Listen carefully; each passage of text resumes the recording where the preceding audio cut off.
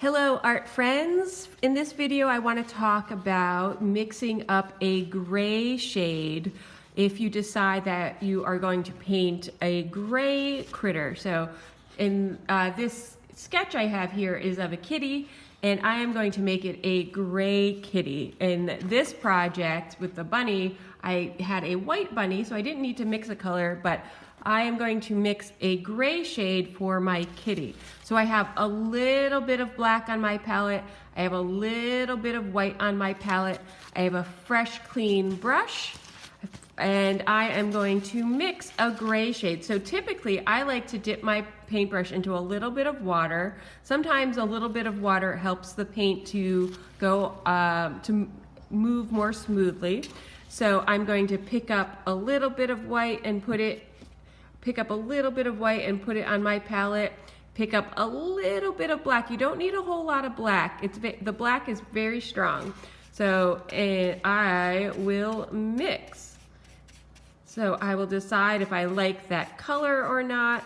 Yeah, it's a pretty nice color. It's pretty nice.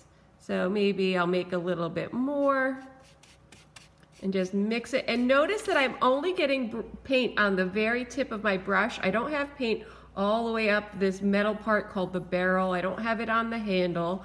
I just have it on the tip of my brush. Just like when we were watercoloring, we don't want to use our brushes like they are a mop or a broom. We want to use it like a dancer, up on its toes. So that's a pretty nice shade of gray. So let me start painting and see what I think. I can always make it darker or lighter. So I've got my kitty cat here, and because I have a sketch, you may not be able to see it very well, but that's okay. I can see it, and ideally I won't see my drawn lines, my pencil lines, once I get painting. All right, that's looking okay. That's looking okay. I like that gray shade.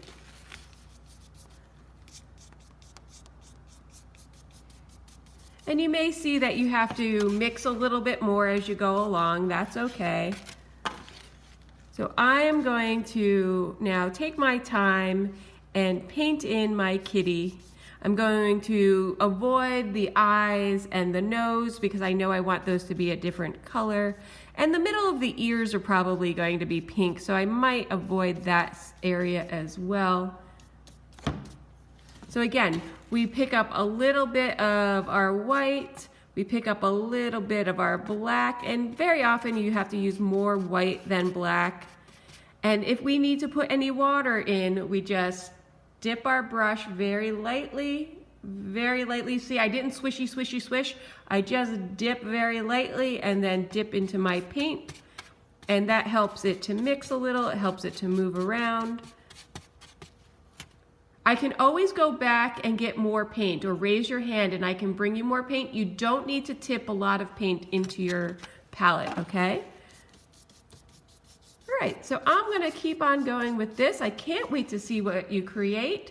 I will see you in another video, or I'll see you live in class. I am really excited for your projects.